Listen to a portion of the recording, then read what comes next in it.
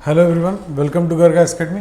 आज हम बात करेंगे द हिंदू न्यूज़पेपर के, और जो कि 27 जून का अखबार है, और इसके बारे में जानेंगे कि एग्जैक्टली क्या चीज़ हमारे यूपीएससी के पर्सपेक्टिव से हमको जानने की ज़रूरत है। और सिर्फ हम उसी चीज़ को कवर करेंगे इस वीडियो में जो कि हमारे आज के अखबार से और यूपीएससी के प्रिपरेशन से एस्पेक्ट से रिलेवेंट है ना। ओनली एंड ओनली सिर्फ ये वीडियो उन्हीं के लिए है जो द हिंदू प्रिपेयर करना चाहते हैं और यूपीएससी के एग्ज़ाम की तैयारी कर रहे हैं। तो ये जो हम देख रहे हैं, जो सामने हमारे न्यूज़ खुली हुई है कि उसमें महाराष्ट्र गवर्नमेंट में किस तरीके से जो भी चीज़ें की जा रही हैं, चाहे नई सरकार बनने के या करंट सरकार को हटाने की जो भी चीज़ें, लेकिन हमको इन चीज़ों में एंटर नहीं करना है। What we have to look is we have to look, यहाँ पे किस चीज़ को यहाँ पे हमको देखना है कि क्या जो एमपीज, यहाँ तो खैर एमएलए की बात हो रही है, लेकिन एक जनरल पर्सपेक्टिव से इस सिनेरियो को लेते हुए हमको एनालाइज करना है कि जो एमएलए हैं, अगर वो मान लीजिए किसी दूसरी पार्टी में जाते हैं या किसी दूसरे दल को सपोर्ट करते हैं तो क्या वो डिस्क्वालीफाई होंगे। अब डिस्क्वालीफाई, ये जो चीज़ें हैं, ये एंटी डिफेक्शन लॉ जो है वो किस तरीके से यहाँ पे डिसाइडिंग फैक्टर रहेगा, है ना। ये एक देखने की ज़रूरत है कि अगर 2/3 या 2/3 से ज़्यादा हैं और वो किसी में आके किसी में मर्ज हो रहे हैं तो फिर कहीं ना कहीं वो डिस्क्वालीफाई नहीं होंगे। लेकिन अगर उससे कम हैं और वो या तो स्प्लिट अगर हो रहे हैं, तो अगर स्प्लिट हो रहे हैं तो स्प्लिट में क्या होगा, डिफेक्शन काम होगा, वो डिस्क्वालीफाई हो जाएंगे, वो उनकी मेंबरशिप जो है वो डिस्क्वालीफाई हो जाएगी। तो यहाँ पे हम लोग को देखना है कि शिवसेना का एमएलए है, अगर वो रिजाइन करता है पार्टी से तो वो एमएलए जो है क्या बोलते हैं, डिस्क्वालीफाई हो जाएगा। अगर जो भी एमएलए यहाँ पे दल बदलने की कोशिश या जो भी चीज़ें कर रहे हैं, तो इंडिपेंडेंट अगर कोई पर्सन है, उसने इंडिपेंडेंट चुनाव, देखिए इसमें हमको यहाँ पे सबसे इम्पॉर्टेंट जो चीज़ समझना है वो है एंटी डिफेक्शन लॉ। यहाँ पे हमको सबसे ज़्यादा एंड बहुत इंपॉर्टेंट है आपके यूपीएससी पर्सपेक्टिव से एंटी डिफेक्शन लॉ। इस लॉ को हमको समझना है कि ये लॉ अगर शिवसेना का पर्सन किसी दूसरी पार्टी को जाके सपोर्ट करता है तो वहाँ पे क्या होगा, इस सिनेरियो में उसको क्या करेंगे, डिस्क्वालीफाई कर देंगे, है ना। तो फर्स्ट सिनेरियो में वो डिस्क्वालीफाई हो गया। सेकंड सिनेरियो में अगर कोई इंडिपेंडेंट कैंडिडेट है, जो कि जिसको हम लोग कहते हैं निर्दलीय कैंडिडेट, अगर वो निर्दलीय कैंडिडेट है और निर्दलीय कैंडिडेट वो इलेक्शन में जीतने के बाद सदन का पार्ट, लेजिस्लेचर का पार्ट बनने के बाद वो डिसाइड करता है किसी पार्टी को ज्वाइन करने का, किसी पार्टी को ज्वाइन करने का, तब फिर क्या होगा, तब फिर उसको डिस्क्वालीफाई कर दिया जाएगा। वो किसी भी तरीके से वो पार्टी ज्वाइन नहीं कर सकता है। क्यों? क्योंकि जनता ने वहाँ वोट दिया है, जनता का एक अपना उसका एक आउटलुक है, तो कहीं ना कहीं जनता के विश्वास को भी जो है वहाँ पे दिक्कत पहुँचेगी। इसलिए ये जो एंटी डिफेक्शन लॉ है यहाँ पे वो एक्टिवली वर्क करेगा। नॉमिनेटेड मेंबर है मान लीजिए पार्लियामेंट में, तो उसको क्या होगा, 6 मंथ्स के अंदर अगर कोई पार्टी चुननी है तो वो पार्टी को डिसाइड करना होगा, और 6 महीने के अंदर अंदर, है ना, 6 महीने के ऊपर नहीं जाना, 6 महीने के अंदर अंदर अगर वो डिसाइड कर रहे हैं तो वो डिस्क्वालीफाई नहीं होंगे, यहाँ पे डिस्क्वालीफाई नहीं होंगे। तो ये चीज़ें हमको जानना है। विप है ना, यहाँ पे पार्टीज इशू करते हैं ये लोग, हर पार्टीज का जो एक अपना कि भाई ये विप इशू कर सकते हैं। अब जो विप करते हैं तो उसमें क्या होते हैं, अगर मान लीजिए कि कोई भी विप के साथ अगर विप के साथ नहीं जा रहा है, तो उसमें अगर विप को जो है हम रिस्पेक्ट नहीं कर रहे हैं, तब फिर क्या होगा, हम पार्टी को रिस्पेक्ट नहीं कर रहे हैं। जहां हम चुनाव लड़ के आए हैं उसमें यहाँ पे ये भी बोला जाता है कि भाई हमारी पॉलिटिकल आइडियोलॉजी हो सकता है कुछ डिफरेंट हो, हम चीज़ों को डिफरेंट तरीके से सपोर्ट कर रहे हैं, लेकिन ये जो विप है, जो चीज़ें प्रेजेंट है, इसका स्ट्रक्चर ही ऐसे है कि इसको अगर हम प्रमोट मतलब नहीं करेंगे, जैसे विप एक तरीके से आप समझिए क्लास का मॉनिटर हो गया, उसकी बात हमको सुननी है। अगर हम नहीं सुनेंगे तो फिर हम क्या होंगे, हमको कहीं ना कहीं एस्केप करेंगे अगर वोटिंग से, तो स्पीकर, यहाँ पे फिर स्पीकर की पावर आती है। स्पीकर जो है यहाँ पे मेंबर को डिस्क्वालीफाई कर सकता है। देखिए, इन चीज़ों को आपको समझना बहुत ज़रूरी है। आपके यूपीएससी के पॉइंट ऑफ व्यू से ये चीज़ें बहुत, कहते हैं ना कि कुछ चीज़ें बहुत बारीक होती हैं, लेकिन इन बारीक चीज़ों को अगर आप एक बार समझ लेंगे तो जीवन में कभी भी दिक्कत महसूस नहीं होगी। इसलिए इन चीज़ों को समझना हमारे लिए अति अनिवार्य है एंड वेरी वेरी इंपॉर्टेंट है when it comes to the UPSC aspect. अगर इस पूरे न्यूज़ में हमको कुछ देखना है, डोंट गेट इनसाइड कि कौन सी पॉलिटिकल पार्टी है, कौन सी सरकार गिरेगी, क्या पॉलिटिकल टर्मोइल हो रहा है महाराष्ट्र में, उस पर आपको नहीं, आपको वो अगर आपका इंटरेस्ट है तो आपका पर्सनल इंटरेस्ट है।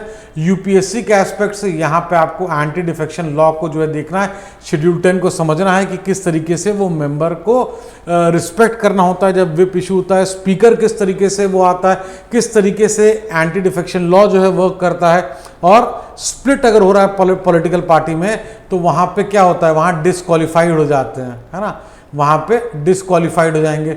लेकिन अगर मर्जर हो रहा है ना, यहाँ पे मर्जर की बात हो रही है, तब डिस्क्वालिफिकेशन नहीं होगा, है ना। तो कहीं ना कहीं हर एक पॉलिटिकल पार्टी का विप होता है। इस तरीके से चीज़ों को हमको एनालाइज करना है अपनी यूपीएससी के एस्पेक्ट से। अब ये जो आर्टिकल है rewriting old history for new India, इसको हमको फिर से कहीं ना कहीं यूपीएससी के माइंडसेट से, यूपीएससी के एस्पेक्ट से हमको समझना है और इस आर्टिकल को हमको एनालाइज करना है। इसमें जो आर्टिकल है इसमें कई तरीके का, इसमें अकबर का भी एग्जाम्पल लिया हुआ है और इसमें हम बहुत डीप ना जाके हम अपने यूपीएससी के हिसाब से जो चीज़ इम्पॉर्टेंट है उस इम्पॉर्टेंस को समझें और उस इम्पॉर्टेंट को समझ के एनालाइज करें और उससे लर्न करें, है ना।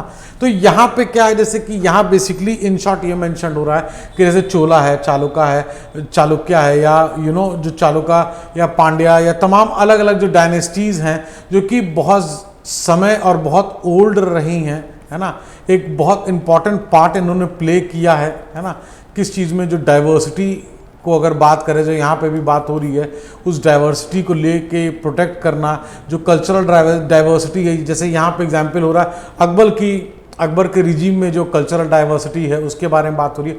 लेकिन इस तरीके से देखा जाए तो बहुत सारे रूलर्स जो हैं, बहुत सारे किंगडम्स थे, तो कहीं ना कहीं अगर हर एक किंगडम का, हर एक रूलर का एक अपना स्टाइल था, एक अपना एडमिनिस्ट्रेशन का स्टाइल था, अपने आर्किटेक्चर का स्टाइल था, बहुत से अपने अपने पेंटिंग्स का स्टाइल था, अपने अपने वे से पब्लिक डीलिंग का स्टाइल था। हर एक चीज़ कहीं ना कहीं एक इम्पॉर्टेंस कैरी करती हैं। अब यहाँ पे ये बोला जा रहा है कि अगर हम इन चीज़ों को हटाते हैं तो क्या हम इंडिया की जो पास्ट की जो डाइवर्सिटी है उसके साथ प्ले करेंगे। तो सबसे पहली बात यह है, यहाँ पे पहले तो एक चेंज की बात हो रही है, सिलेबस में चेंज की बात या बुक में चेंज की बात अभी चेंज हुआ नहीं है। तो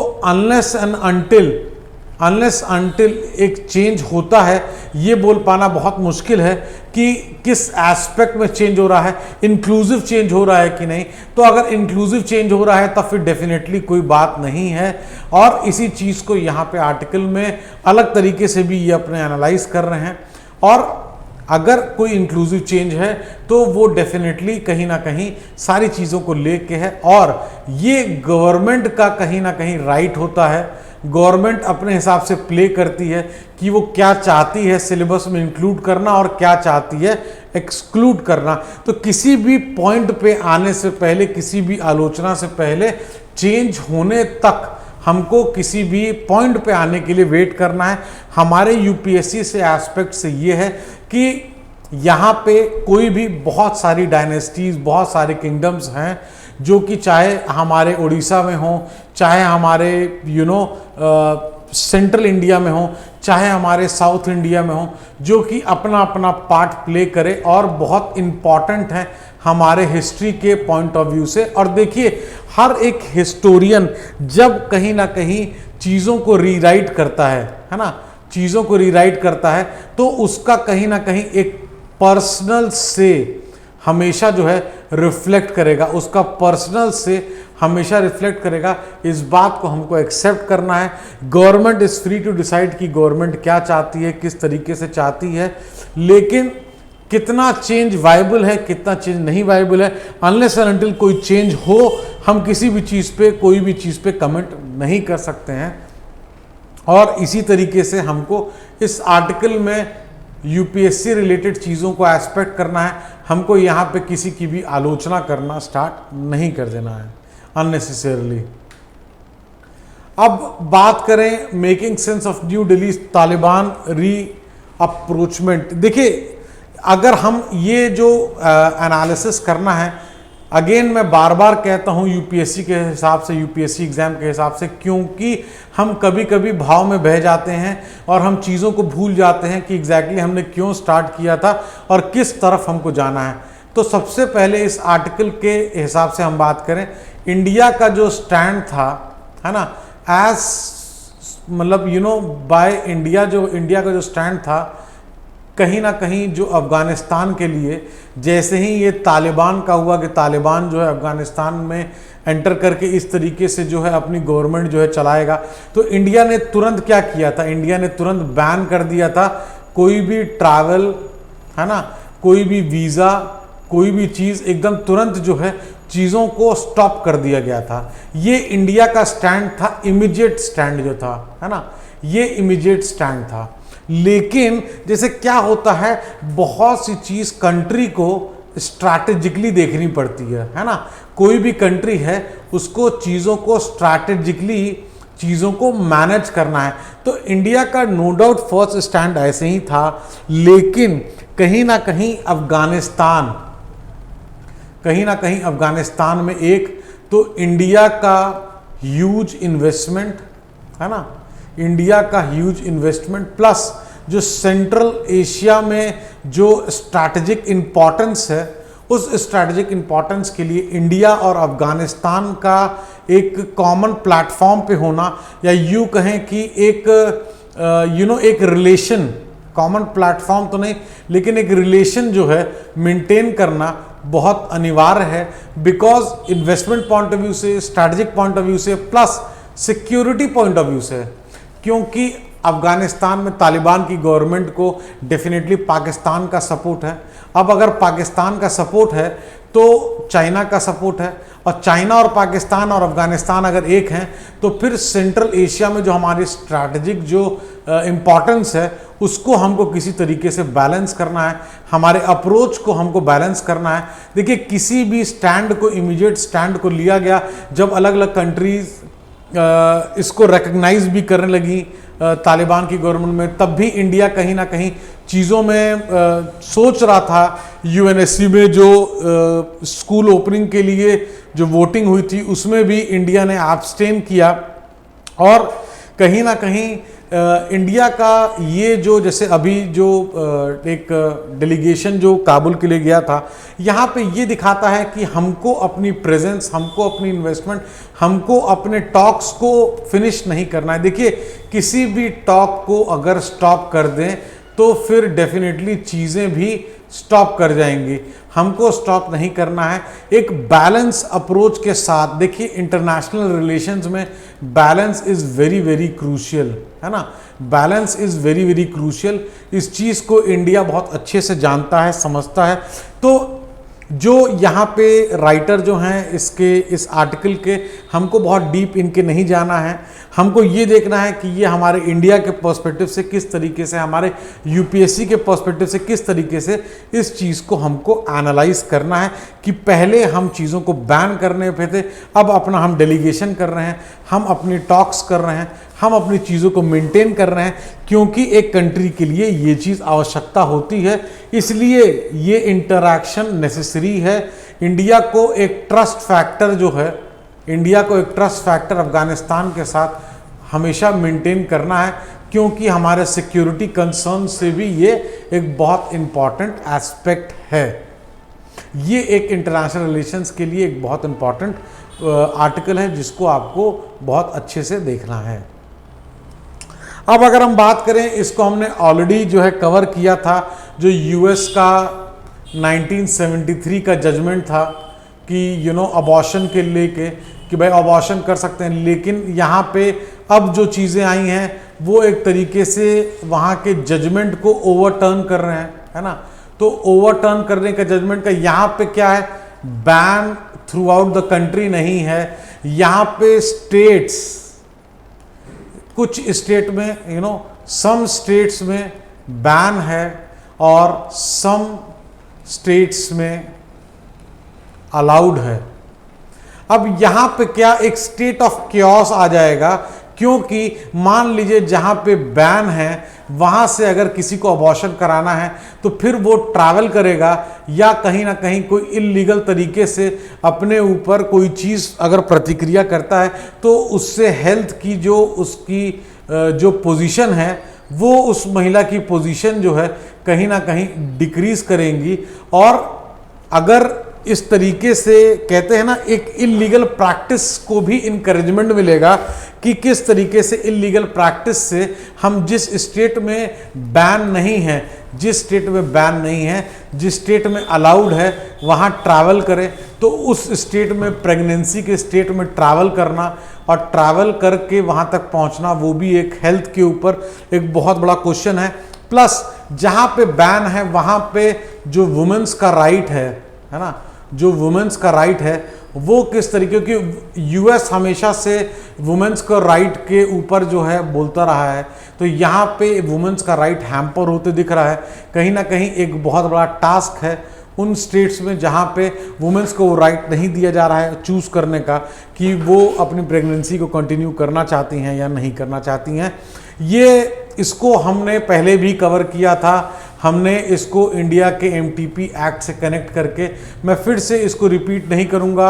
आपको इन चीज़ों को देखना है, एनालाइज करना है और ट्रस्ट में हर न्यूज़ को सिर्फ और सिर्फ यूपीएससी के एनालिसिस से देखना है।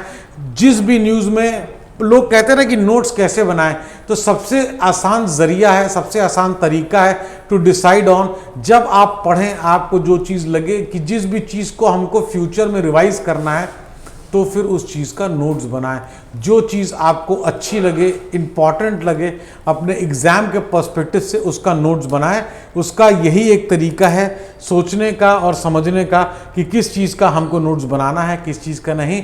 इसी तरीके से अगर आपको इस वीडियो में कोई डाउट है, कोई क्वेश्चन है, तो आप कमेंट करके पूछ सकते हैं। Thank you so much for watching the video.